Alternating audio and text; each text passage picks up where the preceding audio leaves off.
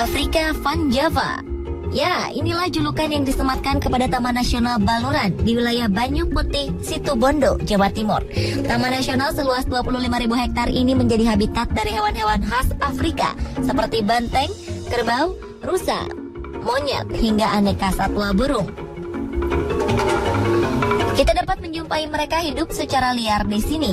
Bila beruntung, di kawasan ini masih dapat ditemukan spesies macan dan anjing hutan atau ajak yang menurut data Taman Nasional mendiami beberapa wilayah di Baluran.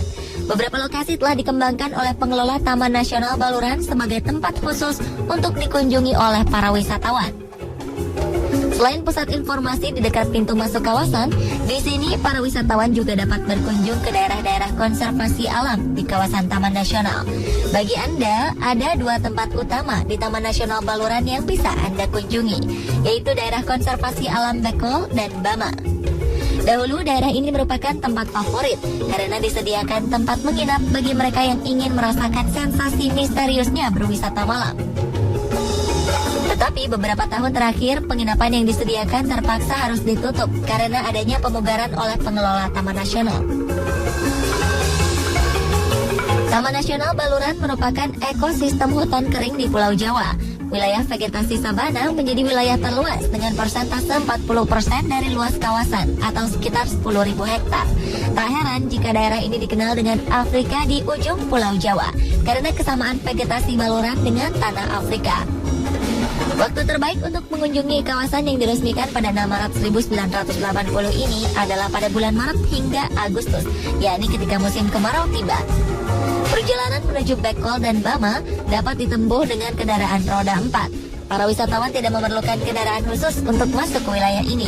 Akses menuju kedua tempat konservasi ini tidaklah sulit, karena infrastruktur jalan merupakan jalan aspal meskipun berbagai lubang menyulitkan perjalanan. Di lokasi Taman Nasional Baluran terdapat beberapa lokasi unik yang menjadi daya tarik tersendiri bagi wisatawan ataupun para peneliti. Bila di Taman Nasional lain keadaan geografisnya berupa hutan rapat dengan ketinggian beraneka ragam, maka di Baluran Anda akan menemukan sensasi berbeda. Di sini terdapat daerah unik bernama Evergreen. Daerah seluas 1 km persegi ini dikatakan unik karena hanya di daerah ini Anda akan menemukan jenis tanah yang berbeda dari yang lainnya. Di sepanjang tahun, daerah Evergreen diketahui tidak pernah kering ataupun kekurangan air bagi tanaman penghuni wilayahnya, meskipun wilayah lain di Taman Nasional sedang dilanda kekeringan. Ciri-ciri tumbuhan di wilayah Evergreen juga berbeda dari tanaman lainnya. Tanaman di sini bervegetasi lebih rapat dan berdaun lebar.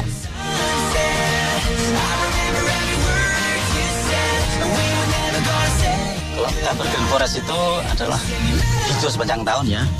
Di areal itu sepanjang 1 km itu selalu hijau walaupun di musim kemarau panjang. Dan di situ sangat berbeda sekali dengan vegetasi hutan yang lain seperti hutan musim dan sabana. Di situ disinyalir ada aliran air di bawah tanah yang dari gunung menuju ke pantai, sehingga di situ tanaman selalu subur sepanjang tahun walaupun di puncaknya kemarau. Dan vegetasi pun berbeda antara hutan musim dan di situ cenderung tanaman berdaun lebar karena di situ tidak perlu menggugurkan daun di musim kemarau, sedangkan di hutan musim pada saat musim kemarau pasti menggugurkan daun sehingga tampak gersang seperti seolah-olah tanaman mati.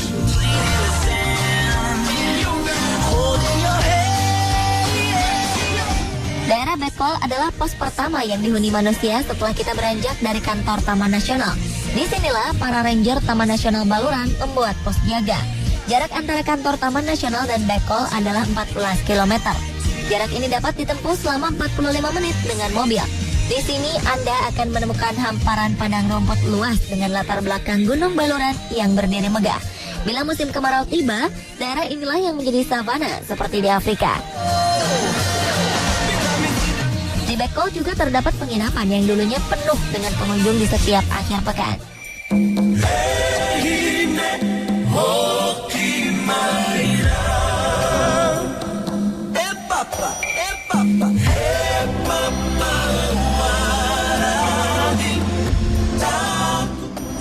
menawarkan keindahan alam seperti padang sabana, daerah Bekol juga memiliki satu tempat unik favorit para wisatawan.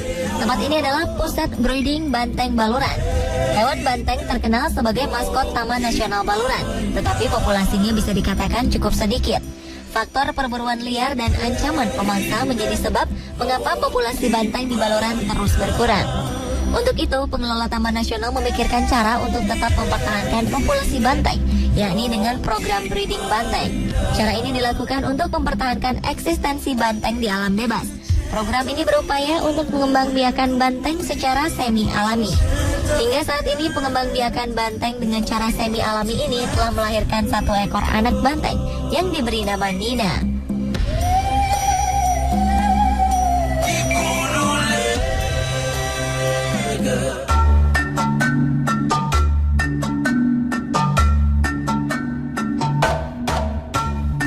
Nah pemirsa, tahukah Anda jika di Taman Nasional Baluran terdapat tanaman mangrove terbesar di dunia? Ya, di salah satu sudut wilayah Taman Nasional Baluran terletak sebuah biota mangrove yang dikatakan terbesar dari yang ada di seluruh dunia. Tanaman mangrove ini diperkirakan telah ada sejak ratusan tahun lalu dan menjadi cikal bakal tanaman mangrove baru yang kini tumbuh rapat di tepi pantai Bama. Tumbuhan mangrove ini masuk ke dalam spesies Soneratia alba yang umum ditemukan di daerah tepi pantai. Adalah Bapak Insinyur Suwendra, mantan Kepala Seksi Pemanfaatan Taman Nasional Baluran, yang meneliti pohon yang akrab disebut dengan pedada ini sebagai pohon mangrove terbesar di dunia. Pada umumnya, jenis Soneratia alba hanya berdiameter 30 hingga 40 cm. Faktanya, pengukuran terakhir yang dilakukan menunjukkan pohon ini mempunyai diameter 9,32 meter. Bila pohon ini diukur dengan rangkulan tubuh manusia, akan memerlukan sekitar 10 orang untuk merangkulnya. Kalau pohon bako itu memang diperkirakan sudah ratusan tahun usianya, sehingga banyak pengunjung yang mengatakan, bahkan peneliti yang datang dari beberapa negara itu mengatakan belum pernah menjumpai pohon bako yang sebesar itu selain di Taman Nasional Baluran. Itu jenisnya adalah Soneratia. Sedangkan di Baluran sendiri ada 26 jenis mangrove sejati dan ada beberapa mangrove ikutan.